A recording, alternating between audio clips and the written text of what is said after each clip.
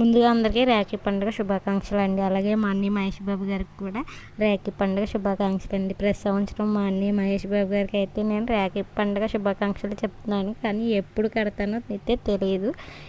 తొందరలోనే ఆ రోజు రావాలని కోరుకుంటున్నాను. ఆ విషయాలు పక్కన పెడితే ఈరోజైతే మా ఇంట్లో పళ్ళన్నీ చకచకా చేసిన తర్వాత మా వాళ్ళ కోసం అయితే సేమియా కాసానండి. మా పిల్లలు అయితే చక్కగా రాఖీలు కట్టేసుకున్న తర్వాత సేమియా తాగేసి స్కూల్కి అయితే వెళ్ళిపోయారనమాట. చిన్న అక్కలు ఇక్కడే ఉంటారు కాబట్టి చిన్న అక్కలు బాబుకి అయితే కట్టేశారు. ఇంక పెద్ద అక్కలు దూరంగా ఉంటారు కాబట్టి పెద్ద అక్కలు బాబుకి అయితే కట్టడానికి అయితే అవ్వలేదన్నమాట.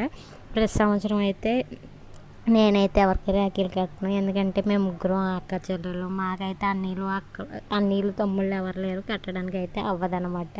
బయట వాళ్ళకి అప్పుడప్పుడు కట్టేదాన్ని, కానీ బయట వాళ్ళే, ఇంట్లో వాళ్ళే, ఎన్ని గొడవలైనా ఇంట్లో వాళ్ళే, బయట వాళ్ళు అయితే కట్టడానికి కొంచెం ఇబ్బందిగా మనం కట్టడానికి మనకి ఇబ్బందిగా ఉంటుంది, వాళ్ళకి కట్టించుకోవడానికి వాళ్ళకి కూడా ఇబ్బందిగా ఉంటుంది. ఎందుకు ఇవన్నీ గొడవలు అని చెప్పేసి అందుకే సింపుల్గా నేనైతే మహేష్ బాబు గారికి రాఖీ పండుగ శుభాకాంక్షలు అయితే చెప్పేస్తాను అనమాట. ఇలా చెప్పడం వల్ల ఆయనకే ఇబ్బంది లేదు, నాకే ఇబ్బంది లేదు. రాఖీ కట్ట అవసరం లేదు, నేను ఆయన నాకు డబ్బులు ఇవ్వాల్సిన అవసరం లేదు. ఎక్కువగా ఏమనుకుంటారంటే రాఖీ పండుగ వస్తే డబ్బులు వసూలు అనుకుంటారు, అది ఏం కాదు. రాఖీ పండుగ అంటే ఏమంటారు, అన్నీ చెల్లికి అక్కకి తోడుగా ఉండాలని, అదే ఒకప్పుడు మాటలు. ఇప్పుడు అలాంటి మాటలు ఏం లేవు.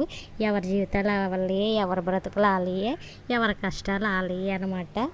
ఇప్పుడైతే ప్రస్తుతం రాఖీ ఇలా జరుగుతుందనమాట. మా చిన్నప్పుడైతే రాఖీ పండగ వేరనమాట. మా వీడియో నచ్చితే లైక్ చేసేయండి, ప్లీజ్ సబ్స్క్రైబ్ చేసుకోండి. Thank you friends, bye.